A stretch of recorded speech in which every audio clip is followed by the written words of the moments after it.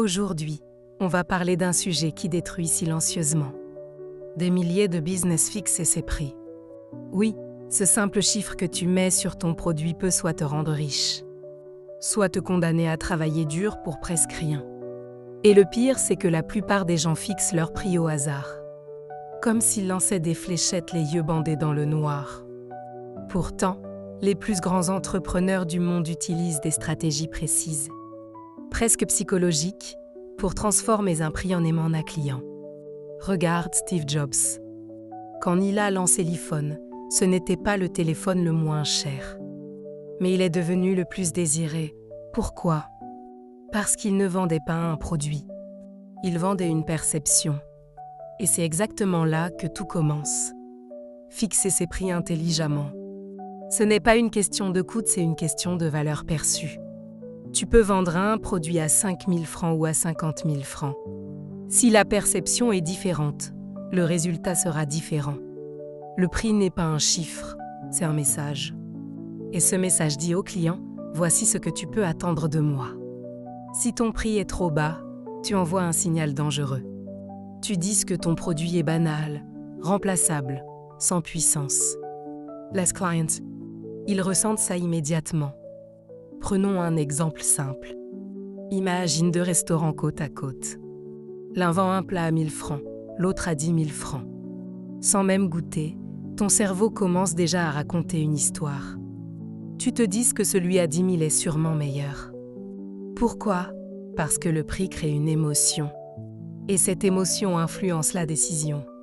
C'est ce qu'on appelle le biais cognitif de valeur. Maintenant, parlons d'une erreur fatale que font 90% des entrepreneurs, fixer leur prix en fonction de leur coût. Ils calculent combien ça leur a coûté, ajoutent une petite marge. Et voilà, mauvaise stratégie. Parce que ton client ne s'en fiche complètement de combien ça t'a coûté. Ce qui l'intéresse, c'est ce que ça lui rapporte. Si ton produit lui fait gagner de l'argent, du temps ou du statut, il est prêt à payer beaucoup plus. C'est exactement ce qu'a compris Elon Musk avec Tesla. Les premières voitures étaient très chères. Pourquoi ? Parce qu'il ciblait une clientèle qui voulait être vue comme innovante, futuriste, différente. Le prix était un filtre. Et toi aussi, tu dois utiliser le prix comme un filtre. Tu ne veux pas attirer tout le monde. Tu veux attirer les bonnes personnes. Maintenant, voici une stratégie puissante, l'ancrage des prix.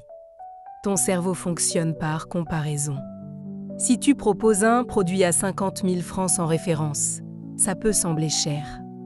Mais si tu montres d'abord une offre à 150 000 francs soudain, 50 000 devient raisonnable. C'est exactement ce que font les grandes entreprises. Elles ne vendent pas seulement un produit. Elles créent une échelle de perception. Deuxième stratégie, le packaging. Tu ne vends pas un produit. Tu vends une expérience. Un même service peut être vendu 3 fois plus cher juste en changeant la manière dont il est présenté. Regarde Apple, ils ne vendent pas des téléphones. Ils vendent du design, du statut, de la simplicité. Et ça change tout. Troisième stratégie, la psychologie des chiffres. Les prix qui finissent par 9 fonctionnent toujours mieux. 9 900 paraît plus accessible que 10 000, mais attention si tu veux te positionner haut de gamme. Évite ça. Les marques premium utilisent des prix ronds. Pourquoi ? Parce que ça respire la confiance et la simplicité. Quatrième stratégie, la rareté. Si ton produit est toujours disponible, il perd de la valeur. Mais si tout dit s'offre limité soudain, il devient désirable. Le cerveau humain déteste manquer une opportunité. C'est ce qu'on appelle le FOMO. Et les meilleurs marketeurs l'utilisent comme une arme. Cinquième stratégie, tester, tester, tester. Ton prix parfait n'existe pas, il se découvre. Tu dois expérimenter en monter, descendre, observer. Le marché est comme un miroir, il te dit si tu es trop cher ou pas assez.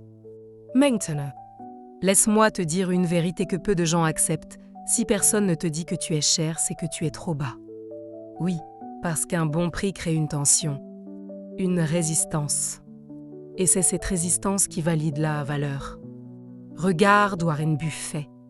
Il dit souvent que le prix est ce que tu paies, mais la valeur est ce que tu obtiens. Et les gens qui réussissent comprennent cette différence. Fixer ses prix intelligemment, c'est un mélange de psychologie, de stratégie et de courage. Le courage de ne pas plaire à tout le monde. Le courage d'assumer sa valeur. Le courage de dire ce que je propose mérite ce prix. Alors si tu veux passer au niveau supérieur, arrête de fixer tes prix avec peur. Commence à les fixer avec intention. Parce qu'au final, ton prix n'est pas juste un chiffre. C'est ton positionnement, ton identité, ton pouvoir sur le marché.